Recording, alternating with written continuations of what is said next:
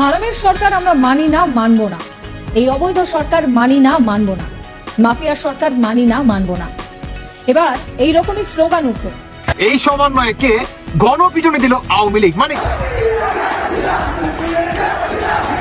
ভাইয়ের মাথা ফাইটটা চোখ টুকিয়েছে, আমিও চোখে দেখি।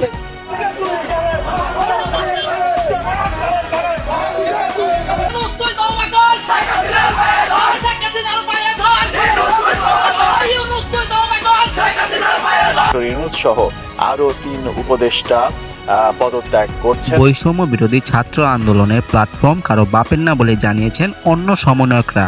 শুধু তাই নয়, এবার বৈষম্য বিরোধী ছাত্র আন্দোলনের বিপক্ষে সাধারণ জনগণ বলেন, কারো বাপের প্ল্যাটফর্ম না। শেখ হাসিনা বলছিল দেশটা তার বাপের, টিকতে পারে নাই।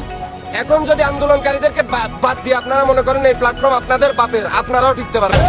হাসনাত আব্দুল্লাহ মানে যারা সমন্বয়ক উপদেষ্টা আছে, বিশেষ করে তারা, আমি মনে করি এরা রাজনীতির বড় বুঝে। এমন করলে যারা কথা কয় আগে ৩০০ বার চিন্তা করানো উচিত যে হ্যাঁ কি আর কি লয়ে কথা কয়। আপনি হাসনাত আব্দুল্লাহ সময়ের ব্যাপারে সামনের লাইনে আছেন, আপনারা খুঁজেও তো পাওয়া যাবে না। এইদিকে আবার ডক্টর ইউনূসকে নিয়ে নানান ধরনের গুজব সামাজিক যোগাযোগ মাধ্যমে ছড়িয়ে পড়ে, যার কোনোটারই প্রমাণ পাওয়া যায়নি। আজকের রাজনীতিতে একটি নতুন খবর এবং গরম খবর হচ্ছে ইউনূস আউট হতে যাচ্ছেন এবং একজন সাবেক মন্ত্রীর ছেলেকে প্রধান উপদেষ্টা করে নির্বাচনের জন্য নতুন উপদেষ্টা পরিষদ গঠন করা হচ্ছে। ডক্টর ইউনূস সহ আরো ৩ উপদেষ্টা পদত্যাগ করছেন। ছাত্র উপদেষ্টা যারা ৩ জন আছেন তারাও পদত্যাগ করছেন।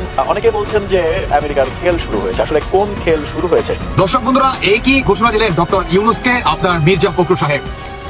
তাকে আসলে পদত্যাগ করতে বলেন। হঠাৎ করে কেন এই সিদ্ধান্ত নিলেন মির্জা ফখরুল সাহেব? হঠাৎ করেই ট্যাক্স বাড়ানোর কারণে এবার সরকারকে কঠিন হুঁশিয়ারি দিলেন হাসনাত আব্দুল্লাহ।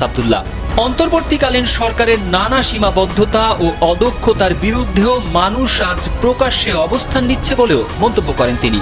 বুধবার নিজের ভেরিফাইড ফেসবুক পেজে একটি দীর্ঘ স্ট্যাটাস দেন হাসনাত। তার স্ট্যাটাসে লিখেন, এই দেশের অধিকাংশ মানুষ সহজ সরল জীবনযাপনে অভ্যস্ত।